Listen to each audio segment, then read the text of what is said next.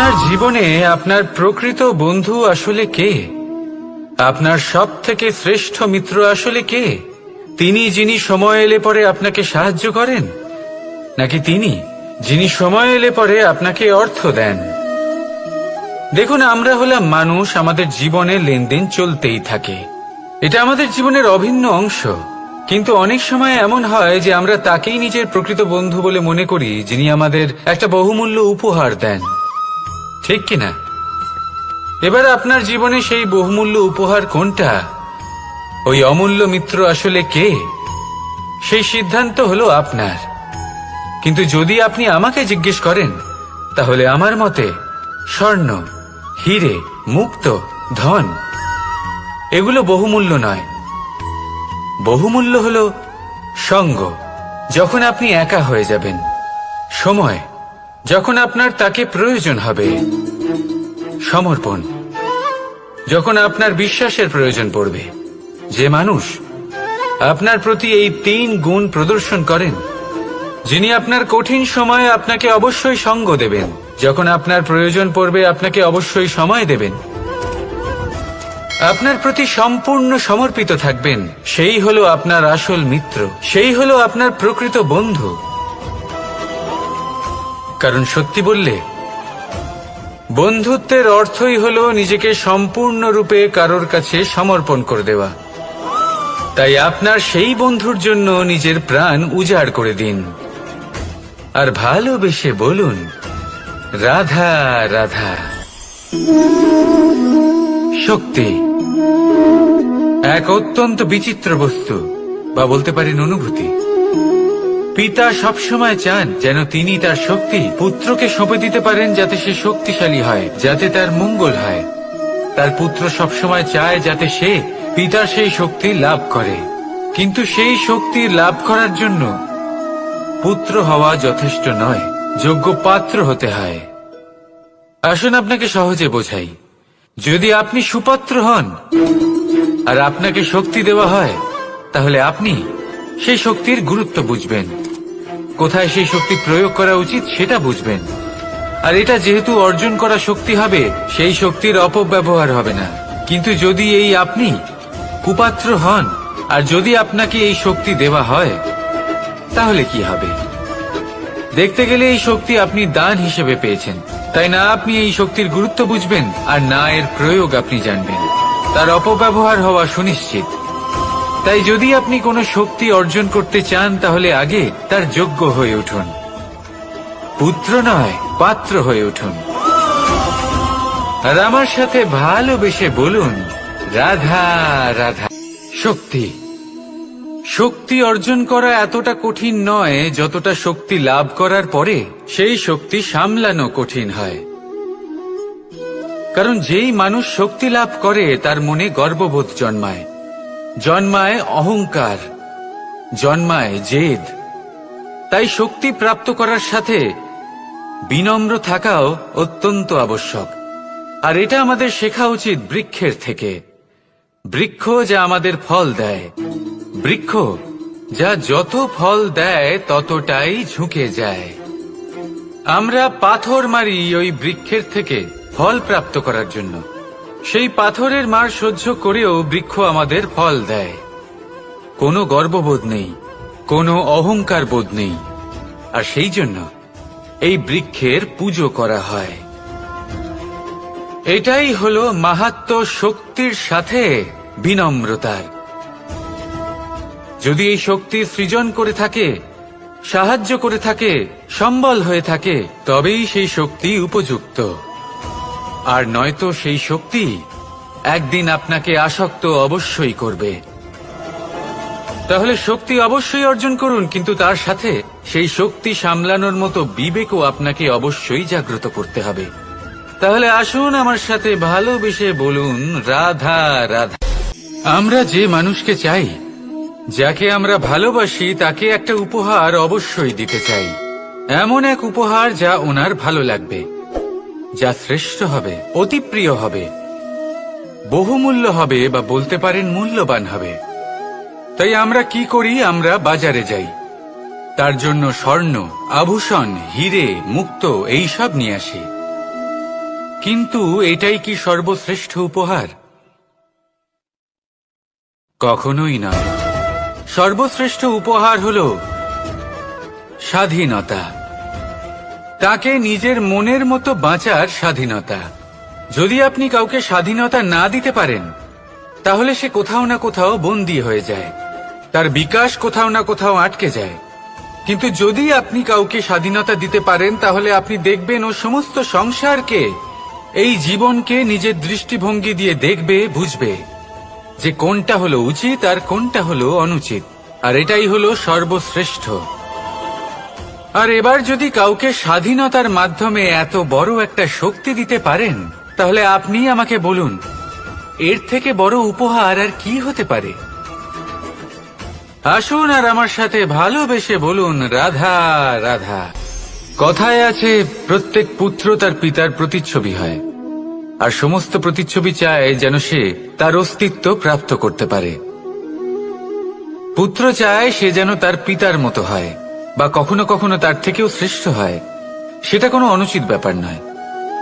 অনুচিত তখন হয় যখন পুত্র নিজের পিতার মতো হবার স্বপ্ন পূরণ করতে গিয়ে বা তার থেকেও শ্রেষ্ঠ হওয়ার স্বপ্ন পূরণে অনুচিত পথের আশ্রয় নেয়। কারণ তারপরে সে তার পিতার গুণগুলি আত্মসাৎ করতে চায় না। সে শুধুই এটা চায় যে সংসারের চোখে যেন আমি শ্রেষ্ঠ প্রমাণিত হই। এটা অনুচিত। সংসারে এমন অনেক মানুষ আছেন যারা এই কারণে শ্রেষ্ঠ হবার চেষ্টা করেন যাতে তার পরিবারের, তার পিতার সম্মান বৃদ্ধি পায়। এমনও মানুষ থাকেন। আর এটাই হলো পার্থক্য উদ্দেশ্যের। মনে রাখবেন, যদি আপনার উদ্দেশ্য শুভ হয় তাহলে পথও শুভ হবে, যদি আপনার উদ্দেশ্য অশুভ হয় তাহলে পথও অশুভ হবে। তাহলে নিজের পিতার মতো হবার চেষ্টা অবশ্যই করুন, তার থেকেও শ্রেষ্ঠ হওয়ার চেষ্টা অবশ্যই করুন, কিন্তু মনে রাখবেন, আপনার সংকল্প আর আপনার উদ্দেশ্য এই দুই শুভ হওয়া উচিত। তাহলে আসুন আর আমার সাথে ভালোবেসে বলুন, রাধা রাধা। পিতা আর পুত্রের সম্পর্ক অত্যন্ত মধুর হয়ে থাকে। পিতা স্বপ্ন দেখেন, তাকে পূর্ণ করার সকল সম্ভাব্য চেষ্টা করেন, কিন্তু তাও অনেক সময় ওনার স্বপ্ন অপূর্ণ থেকে যায়। তখন পিতা ভাবেন যে স্বপ্ন উনি পূর্ণ করতে পারেননি, ওনার সন্তান তা অবশ্যই পূরণ করবে। যে স্থানে উনি কখনো পৌঁছতে পারেননি, সেই স্থানে ওনার পুত্র অবশ্যই পৌঁছবে। পিতা নিজের সন্তানের ভবিষ্যৎ নিয়ে সেই স্বপ্ন দেখেন, আর যখন সেই সন্তান সামনে এগোতে থাকে তখন তার দুঃখ হয় না, বরং গর্ব হয়। ওনার ভালো লাগে এটা দেখে যে ওনার সন্তান অনেক উন্নতি করছে। কিন্তু যখন সন্তান নিজের অভিভাবকের শক্তি দেখে, তার যশ দেখে হিংসা করতে থাকে, সমস্যা সেইখানেই শুরু হয়। সেই জন্য সকল সন্তানকে এটা মনে রাখতে হবে, দেখুন, পুত্র হবার সুবাদে, এক সন্তান হবার সুবাদে এটা হলো আপনার অধিকার যে আপনি আপনার পিতার থেকে বেশি উন্নতি করবেন। আপনার পিতাও এটাই চান, কিন্তু সুস্থভাবে এটা করুন। একটা রেখা টেনে নিন যাতে আপনি তাতে এগোতে পারেন আর আপনার পিতার তাতে গর্ববোধ হয়, আর সেই বিষয়ে দুঃখ না হয় যে আমার সন্তান আমাকেই ছোট করার চেষ্টা করছে। ইতিহাস সাক্ষী রয়েছে, যে মানুষ অন্য কাউকে ছোট করার চেষ্টা করেছেন সেই মানুষই ছোট হয়ে গেছেন। আর আমার মনে হয় না আপনি এটা চান, কারণ কোনো একদিন আপনিও কারোর পিতা হবেন। আসুন আমার সাথে ভালোবেসে বলুন, রাধা রাধা। ভক্তি আর শক্তি, এই দুইয়ের মধ্যে সম্পর্ক অত্যন্ত সরল। মানুষ ভক্তি করেন যাতে তিনি শক্তি লাভ করতে পারেন, আর শক্তি লাভ করার পরে ভক্তিভাব ভুলে যান, আর শক্তির প্রতি আসক্তিতে মত্ত হয়ে যান, আর সেখান থেকেই তার বিনাশ শুরু হয়। কেন? কারণ ভক্তির দ্বারা প্রাপ্ত শক্তি অন্য কারোর হিতের জন্য ব্যবহার করতে হয়, অন্য কারোর মঙ্গল করার জন্য ব্যবহার করতে হয়, কারোর বিনাশের জন্য নয়। এবার যদি আমি আপনাদের একটা উদাহরণ দিয়ে বোঝাই, তাহলে কোদাল দিয়ে আমরা মাটি কোপাতে পারি, একটা গর্ত খুঁড়তে পারি যাতে একটা নতুন বৃক্ষ জন্ম নিতে পারে, একটা বৃক্ষ যা অন্য জীবকে ফল প্রদান করবে, যাত্রীদের ছায়া প্রদান করবে। কিন্তু এই কোদালের ব্যবহার যদি আমরা অন্য কারোর ক্ষতি করার জন্য করি, তাহলে ক্ষতি শুধুমাত্র আমাদেরই হবে। তাই জীবনে যদি আপনি কোনো শক্তি লাভ করেন, হয়তো ভক্তির দ্বারা বা অন্য যেখান থেকেই হোক, তার সদ্ব্যবহার করতে শিখুন, নয়তো এই প্রাপ্ত শক্তি আপনার পতনের কারণ হয়ে দাঁড়াবে। তাহলে আসুন আমার সাথে ভালোবেসে বলুন, রাধা রাধা। কর্ম, ধর্ম আর কর্তব্য, এই তিনটি একে অপরের সাথে জড়িত। আর অনেক সময় এই তিনটি পালন করতে করতে আমাদের সেই ব্যক্তির সামনে গিয়ে দাঁড়াতে হয়, তার বিরুদ্ধেই যেতে হয়, যাকে আমরা সব থেকে বেশি ভালোবাসি। কিন্তু সেইখানে এই যুদ্ধ কোনো ব্যক্তিগত যুদ্ধ থাকে না, এ হলো কর্ম, ধর্ম আর কর্তব্যের যুদ্ধ।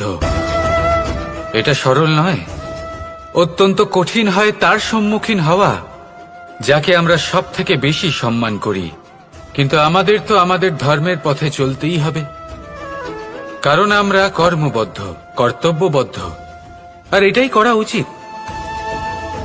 শুধু এটুকু মনে রাখবেন, যদি আপনার উদ্দেশ্য শুভ হয়, আপনার ভাবনা শুভ হয়, আপনি যদি কর্ম, ধর্ম আর কর্তব্যের পথে অগ্রসর হন, তাহলে এই প্রক্রিয়াতে যদি আপনাকে আপনার আরাধ্যেরও সামনে দাঁড়াতে হয়, তাহলেও আপনার কোনো ক্ষতি হবে না। তাহলে আসুন আর আমার সাথে ভালোবেসে বলুন, রাধা রাধা। সাথী, সাথী এই শব্দটির ব্যাখ্যা কে কিভাবে করে? মিত্র, সখা, বন্ধু। কিন্তু অর্থ একটাই, তিনি যিনি আপনার সঙ্গী হন আর তিনি যার সাথী আপনি হন। এবার সব থেকে বড় প্রশ্ন হলো এটাই যে তিনি কে হতে পারেন যাকে আপনি আপনার সাথী বলে মেনে নিতে পারেন, নিজের সখা, নিজের মিত্র, নিজের বন্ধু মেনে নিতে পারেন। আপনার সাথী হলেন তিনি যিনি দুঃখের সময় আপনার পাশে থাকবেন, আপনার হাত ধরে থাকবেন। আপনার সাথী হলেন তিনি যার হাত আপনি নিজের সুখের দিনে ধরে থাকবেন। সেই সাথীরই হাত ধরুন যিনি দুঃখে সবসময় আপনাকে সাহায্য করার জন্য তৎপর হয়ে থাকেন, আপনার পাশে থাকেন, আর যাকে সুখের দিনে আপনি আপনার সাথে রাখতে পারেন।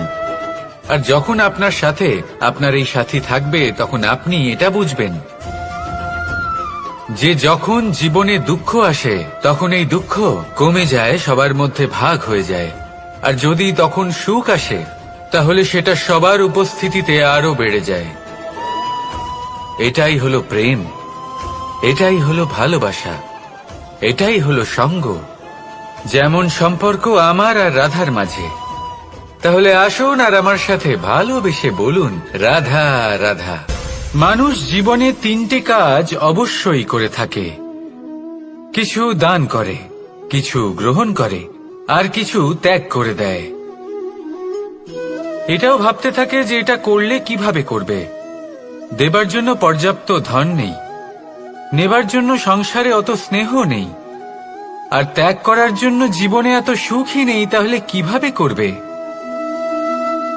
আসলে আমরা বস্তুগত চাহিদা অর্জনে এত ব্যস্ত হয়ে পড়ি যে আমরা বুঝতেই পারি না যে কি নেবার আছে, কি দেবার আছে, আর কি ত্যাগ করার আছে।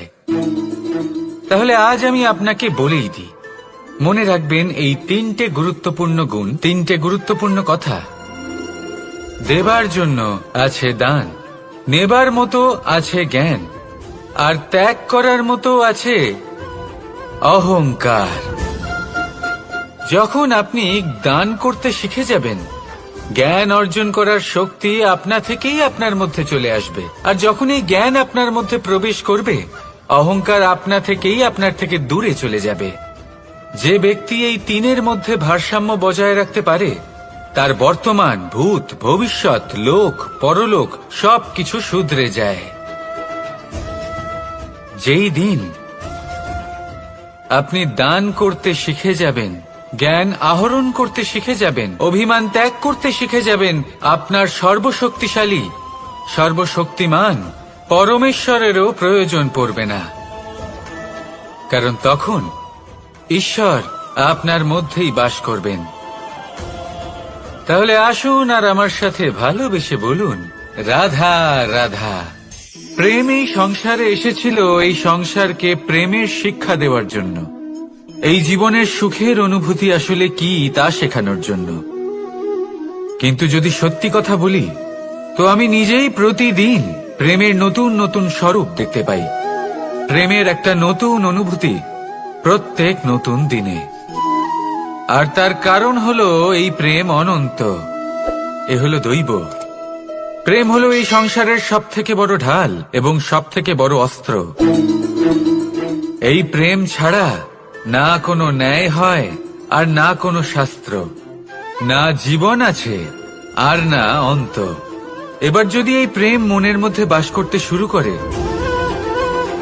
তাহলে কখনো কোনো সমস্যাই হবে না, আর যদি হয়েও থাকে তাহলে তা স্থায়ী হবে না। এই প্রেম কি না করতে পারে? এই প্রেম সমস্ত সমস্যা মিটিয়ে ফেলতে পারে, আপনার মনের মধ্যে অহংকারকেও বিনাশ করে দিতে পারে, আপনাকে সাক্ষাৎ ঈশ্বরের সাথে দেখা করাতে পারে। তাই প্রেমের দ্বারা প্রয়াস করতে থাকুন, এই সংসারের প্রত্যেক মানুষকে, প্রত্যেক বস্তুকে, প্রত্যেক জীব জন্তুকে ভালোবাসবেন। আর এই প্রেমের দ্বারাই বলুন, রাধা রাধা। বরদান অত্যন্ত বিচিত্র এক বিষয়, কিন্তু দেখতে গেলে এই বরদান কি না করতে পারে? এক দরিদ্রকে রাজা বানিয়ে দিতে পারে, একজন দুর্বলকে এই সংসারের সবথেকে শক্তিশালী ব্যক্তি বানিয়ে দিতে পারে। কিন্তু আমরা ভুলে যাই এক অত্যন্ত গুরুত্বপূর্ণ কথা, বরদান এই শব্দের শেষে দান লুকিয়ে রয়েছে। এই দান কথাটা অত্যন্ত গুরুত্বপূর্ণ। আমাদের মনে রাখা উচিত এই বরদান আমরা দানে পেয়েছি, আর তাই তার সম্মান করা উচিত, কখনোই অহংকার করা নয়। আর যে ব্যক্তি বরদান পেয়ে অহংকার করেন, তার যা ক্ষতি হয় তা হলো এই বরদান তার থেকে কেড়ে নেওয়া হয়। বর অর্থাৎ শ্রেষ্ঠ, অর্থাৎ বরদানের অর্থ হলো একটা শ্রেষ্ঠ দান, এবং তার ব্যবহার যদি আপনি কারোর ক্ষতি করার জন্য করেন, তাহলে ক্ষতি শুধুই আপনার হবে। তাহলে এই বরদানের সম্মান করুন, উচিত পথে চলুন, আর উচিত উদ্দেশ্য নিয়ে এর ব্যবহার করুন, সবকিছু ভালোই হবে। তাহলে আসুন আর আমার সাথে ভালোবেসে বলুন, রাধা রাধা। আজ আমি আপনাকে এমন এক গল্প শোনাবো যা আমার নন্দ বাবা আমাকে শুনিয়েছিলেন যখন আমি ছোট ছিলাম। কাহিনী একজন সাধু আর একজন বিছের। একবার এক সাধু নদীর পাড়ে স্নান করছিলেন। উনি দেখলেন যে জলের প্রবাহে একটা বিছে ভেসে যাচ্ছে। তার প্রাণ বাঁচানোর জন্য উনি তাকে তুলে নদীর পাড়ে রাখার চেষ্টা করলেন, কিন্তু যেই সেই বিছেকে উনি হাতে তুললেন, সেই বিছে ওনাকে কামড়ে দিল। সাধু আবার চেষ্টা করলেন, সেই বিছেকে হাতে নেওয়াতে সে আবার তাকে কামড়ে দিল। আরো একবার চেষ্টা করাতে ওনার শিষ্য ওনাকে জিজ্ঞেস করল, এ আপনি কি করছেন গুরুদেব? এসব কি হচ্ছে? আপনি তারই প্রাণ বাঁচানোর চেষ্টা করছেন যে আপনাকে কামড়ে দিচ্ছে। গুরুদেব উত্তর দিলেন যে ও বিছে হয়েই নিজের কর্ম করছে, নিজের প্রবৃত্তি, নিজের ব্যবহার বদলাচ্ছে না। তাহলে আমি সাধু হয়ে তা কেন বদলাবো? এর তাৎপর্য হলো সরল, যে সংসারে কিছু মানুষ আছেন যারা হয়তো খারাপ, দুষ্ট প্রকৃতির, আর হয়তো তারা কখনোই বদলাবেন না, কখনোই কোনো পরিবর্তন আসবে না। কিন্তু তার মানে এই নয় যে আমরা আমাদের কর্ম করা ছেড়ে দিই, আমরা আমাদের প্রচেষ্টা ছেড়ে দেব। আগে না, আমাদের তো করতেই হবে, কারণ ইতিহাস সাক্ষী আছে যে এই চেষ্টা এই সংসারের ধারাকেও বদলে দিতে পারে। তাহলে আপনিও আসুন আর আমার সাথে ভালোবেসে বলুন, রাধা রাধা। এই সংসারের অন্তের, এর বিনাশের প্রারম্ভ কিভাবে হয়? কোন যোগের মাধ্যমে, কোন ভয়ানক অসুরের আগমনে, নাকি প্রকৃতির রাগের কারণে? না, এই সংসারের বিনাশের প্রারম্ভ হয় আমি থেকে। এই আমি, এই তুমি, এটা আমি করেছি, ওটা তুমি করেছো, এটা আমার, ওটা তোমার, আদি ইত্যাদি। এই ভাব যখন মনে বাসা বেঁধে নেয়, সর্বপ্রথম ঘর ভাগ হয়, তারপর বসতি, তারপর প্রাণ, আর তারপর দেশ, আর সবার শেষে সমস্ত সংসার ভাগ হয়ে যায়। আর এই ভাগ হয়ে যাওয়া শেষে মনোমালিন্যে পরিণত হয়। এখন এমত অবস্থায় কি করা যেতে পারে? কিভাবে বাঁচা যায় এই পরিস্থিতির থেকে? কিভাবে দূরে থাকা যায় এই বিনাশের থেকে? উত্তর সেই একটাই, করুণা। একে অপরের দরকারগুলি বুঝুন, একে অপরের সমস্যাগুলি বুঝুন, একে অপরের দুঃখের সাথী হয়ে দাঁড়ান, একে অপরের সুখের ভাগীদার হন। আর শেষে যখন এই আমি আমরাতে পরিণত হবে, তখন এই বিনাশ নিজে থেকেই দূরে চলে যাবে। তাহলে আমরাতে বিশ্বাস করতে শিখুন, আর আমার সাথে ভালোবেসে বলুন, রাধা রাধা।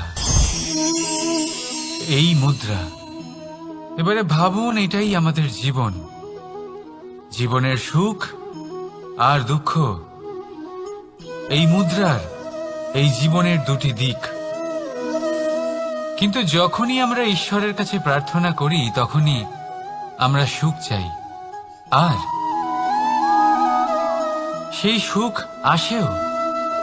আর যখনই সেই সুখ আসে, তখন ব্যক্তি সর্বপ্রথম তাকে ভুলে যায় যে দুঃখের সময় ওনার সাথে ছিলেন। আর এমত অবস্থায় উনি সাহায্য করেন না, উনি করেন উপকার।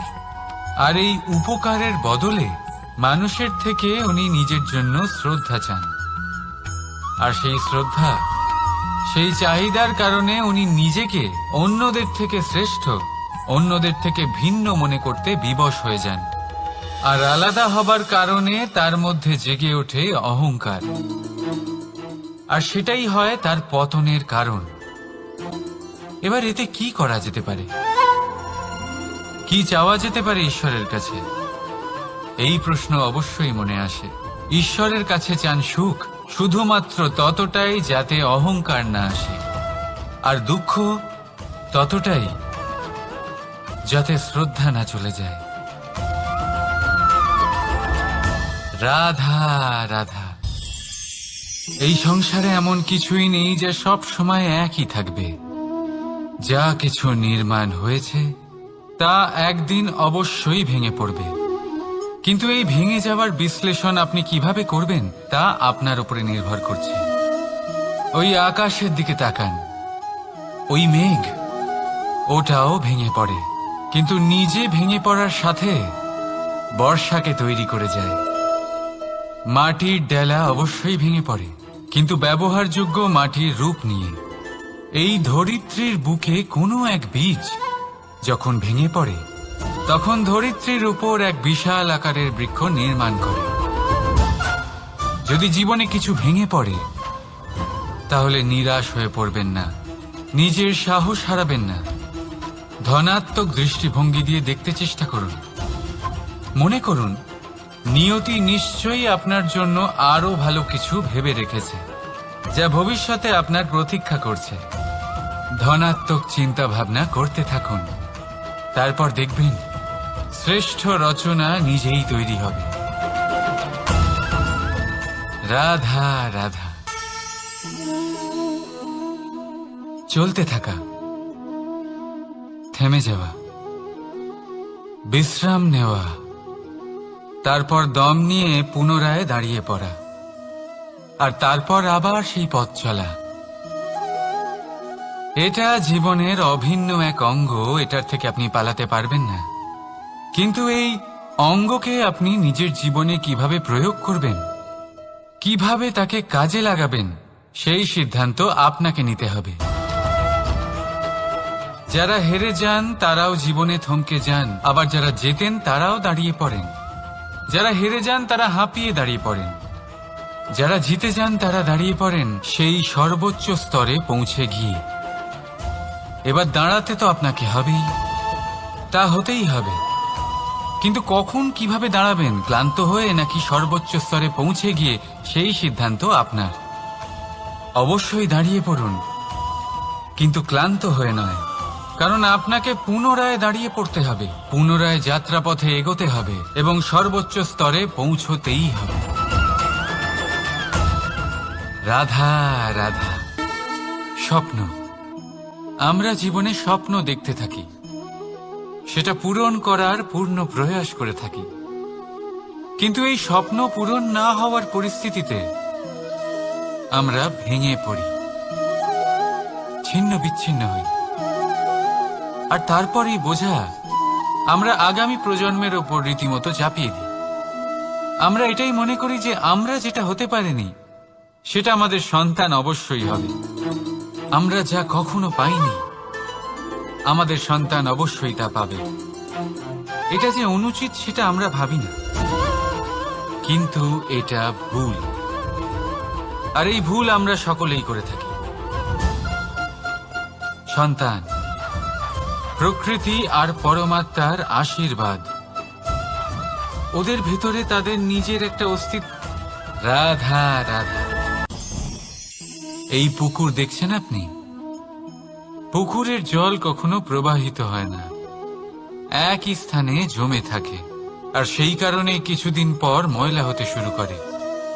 কিন্তু তাও আমরা একে ত্যাগ করি না, আমরা তবুও একে পুজো করি।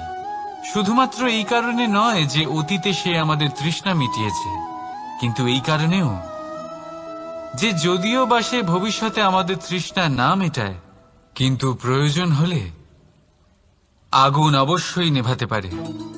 ঠিক সেই রকমই হয় আমাদের সম্পর্ক, সম্পর্ক যা আমরা বহু বছর পরিশ্রম করে তৈরি করি, যে দরকার পড়লে আমাদের সহায়ক হয় কোনো না কোনোভাবে। সেই জন্য সম্মান করতে শিখুন এই সম্পর্কগুলিকে, শিখুন এই সম্পর্কগুলিকে অটুট রাখতে। কথায় কথায় এই সম্পর্কগুলিকে ভেঙে দিতে শিখবেন না। রাধা রাধা। বিষ, এই শব্দটা শুনলেই মনে অনেক কল্পনা জন্ম নেয়। কল্পনা অসহ্যকর তিক্ততা, কল্পনা অত্যন্ত বেদনাদায়ক মৃত্যু। এবার যদি আপনাকে জিজ্ঞেস করা হয় যে সবচেয়ে বিষাক্ত বিষ কোনটা, তাহলে আপনি কি বলবেন? কেউ বলবে সর্পের বিষ, কেউ বলবে কাঁকড়া বিছের, কেউ বলবে কালকেউটের বিষ। কিন্তু না, এই সমস্ত রকম বিষ সেই বিষের সামনে টিকতে পারবে না যাকে আমরা বলে থাকি কানের মধ্যে ঢালা বিষ। শুনতে অত্যন্ত মিষ্টি, কিন্তু তিক্ততায় অত্যন্ত বিষাক্ত। পেটের মধ্যে যাওয়া এই বিষ শুধুমাত্র একটি মানুষের মৃত্যুর কারণ হয়, কেবল একটি। কিন্তু কানের মধ্যে ঢালা এই বিষ একাধিক সম্পর্কের নাশ করতে পারে। আর এটাতে সেই ব্যক্তির ভুল নেই যে আপনার কানে বিষ ভরেছে, আপনি তাকে দোষ দিতে পারেন না। এখানে দোষ আপনার নিজের, যে এই বিষকে আপনি নিজের উপরে প্রভাব ফেলতে দিয়েছেন, এই বিষকে সুযোগ দিয়েছেন আপনার ক্ষতি করতে। এটা আপনার ভুল। সেই জন্য কুমন্ত্রণায় কখনো কান দেবেন না।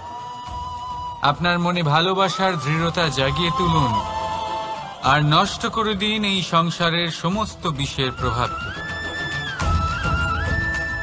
রাধা রাধা। জীবন, আমাদের এই জীবন সুখ আর দুঃখ, এই দুইয়ের মিশ্রণ। এদের সংমিশ্রণই জীবনের ভারসাম্য বজায় রাখে। এখন এই সুখ, সুখ এমন এক বস্তু যাকে সবাই খুঁজে চলেছে। দুঃখ এমন এক অনুভূতি যা সবার কাছে আছে। আমাদের প্রত্যেকের জীবনে সুখ আর দুঃখ আসতে থাকবে আর যেতেও থাকবে, এটা অবশ্যই জীবনে থাকবে। কিন্তু সফলতা, এটা সবার জীবনে আসে না। কেন? কারণ এই সফলতা সুখ আর দুঃখের দ্বারা প্রাপ্ত হয় না।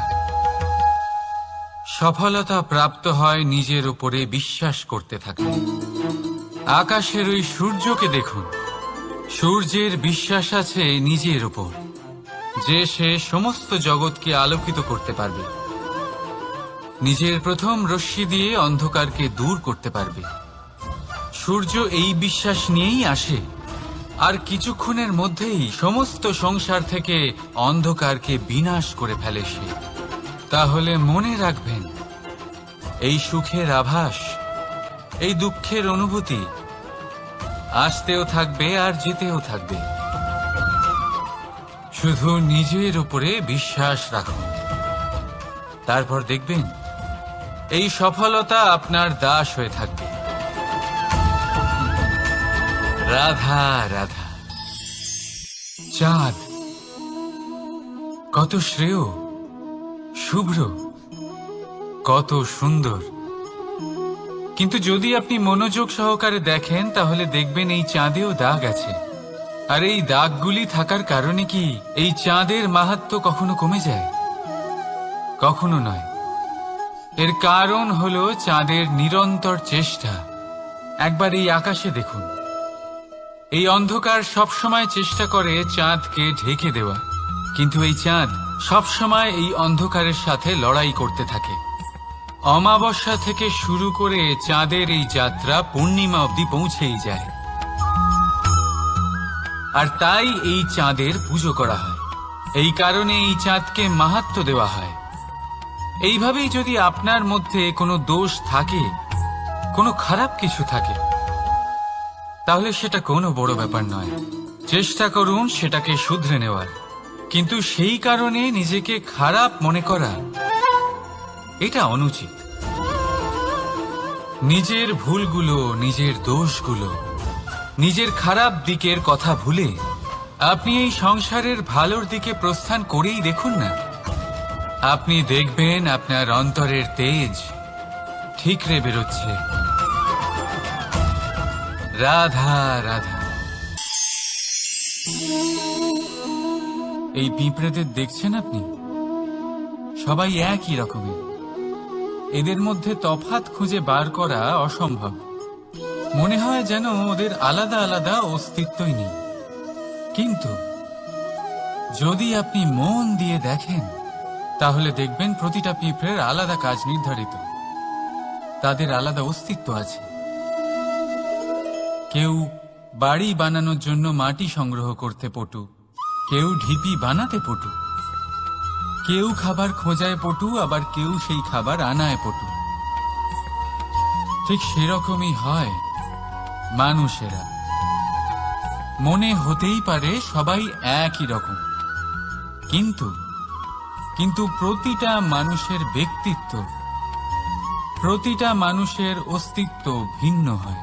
আর সত্যি কথা বলতে কি, প্রতিটা মানুষের ভিন্নতাই আমাদের প্রগতির দিকে নিয়ে যায়। ভাবুন, যদি আপনাকে কারোর সাথে হাত মিলিয়ে চলতে হয়, তাহলে আপনাকে আপনার সোজা হাত তার উল্টো হাতে ধরে এগোতে হবে। এটাই সৃষ্টিকর্তার সৃষ্টির নিয়ম। ভিন্নতা, এই ভিন্নতাকে আশীর্বাদ ভেবে চলুন, এতে কোনো খারাপ নেই। রাধা রাধা। দাদা আমাকে বহুবার জিজ্ঞেস করেন যে কানাই, তুমি রাধার সাথে এই সংসারকে প্রেম শেখাতে এসেছো, তাহলে কেন তুমি রাধাকে এত বিরক্ত করো? কেন ও তোমাকে বিরক্ত করে? কেন এই ঝগড়াঝাটি হয়? কেন এই টানাপোড়েন চলে? এবার এটার উত্তর আমি কিছুটা এইভাবে দিতে চাই। পিঁপড়ে সেই বাড়িতেই প্রবেশ করে যেখানে মধু উপস্থিত আছে। যদি আপনার বাড়িতে মধু থাকে, কোনো মিষ্টি জিনিস থাকে, মিষ্টত্ব থাকে, তাহলে পিঁপড়ে সেখানে অবশ্যই প্রবেশ করবে। ঠিক এইরকমই হয় আমাদের সম্পর্ক। এর মধ্যে ছোটখাটো ঝগড়াঝাটি, টানা পড়েন, রাগ করা, মন ভাঙানো, এই সব তো চলতেই থাকে। বিশেষ করে সেই সম্পর্কগুলিতে যেখানে মিষ্টত্ব আছে। মনে রাখবেন, যেই সম্পর্কে কোনো খুনসুটি নেই, রাগ করা, মান ভাঙানো নেই, কোনো ছোটখাটো ঝগড়াঝাটি নেই, সেই সম্পর্ক শুধুমাত্র মস্তিষ্ক দিয়ে পালন করা হচ্ছে, মন থেকে নয়। তাই মন থেকে ভালোবাসতে শিখুন। আর এই ছোটখাটো ঝগড়াঝাটির, এই অম্ল মধুর খুনসুটির আনন্দ উপভোগ করুন, কারণ এতেও ভালোবাসা আছে। রাধা রাধা। এই পুস্তক বড়ই কাজের জিনিস। কাহিনী হোক, কবিতা হোক, স্মৃতি হোক, এতে যাই লিখে দেবেন তা ভবিষ্যতের পুঁজি হয়ে যাবে। কিন্তু যদি কখনো এমন হয় যে এই পুস্তক ময়লা হয়ে যায়, বা যদি কোনো পাতায় আপনি ভুল করে কালি ফেলে দেন, বা কোনো বাক্য লিখতে গিয়ে আপনি ভুল করে ফেলেন, তাহলে আপনি কি করেন? সেই পুস্তক কি আপনি তুলে ফেলে দেন? না, তাই তো। শুধু একটা পাতা ছিঁড়ে ফেলেন, যাতে সেই পুস্তক সঠিক থাকে, সুন্দর হয়ে ওঠে। এই পুস্তকের মতোই হয় আমাদের সম্পর্ক। তার সেই এক পাতা, একটা ভুল। তাই যে কোনো সম্পর্কে যদি কারোর কোনো ভুল হয়ে গিয়ে থাকে, তাহলে সেই ভুলকে সম্পর্ক থেকে দূরে করা সঠিক হবে। সেই ভুলকে ভুলে যাওয়াই সঠিক হবে। সেই সম্পর্ক ভাঙা নয়, সেই সম্পর্ক সামলে রাখুন। কারণ ভুল তো সবার দ্বারা হয়। যদি এরকম করেন, তবেই জীবনরূপী পুস্তক আরো সুন্দর হয়ে উঠবে। একে অপরকে ক্ষমা করতে শিখুন। একে অপরের ভুলকে ভুলে যেতে শিখুন। তারপর দেখবেন এই জীবনে আরো আনন্দ আসবে, আর এই সম্পর্ক নিঃশ্বাস নিতে থাকবে। রাধা রাধা।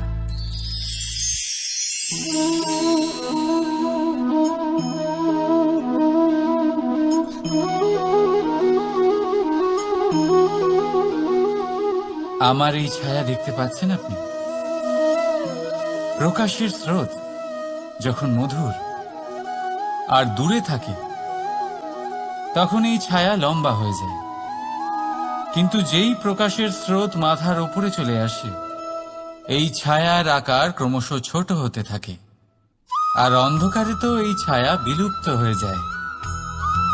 কিছুটা এরকমই হয় আমাদের অহংকার। সুখের আগমন হলে, বৈভবের উপলব্ধিতে এটা বাড়তে থাকে। কিন্তু যেই সংকটের তাপ বেড়ে ওঠে, অহংকার ছোট হতে থাকে। আর যখন সংকটের এই অন্ধকার আমাদের চারিদিক থেকে ঘিরে ধরে, তখন এই অহংকার আমাদের ছায়ার মতোই বিলুপ্ত হয়ে যায়।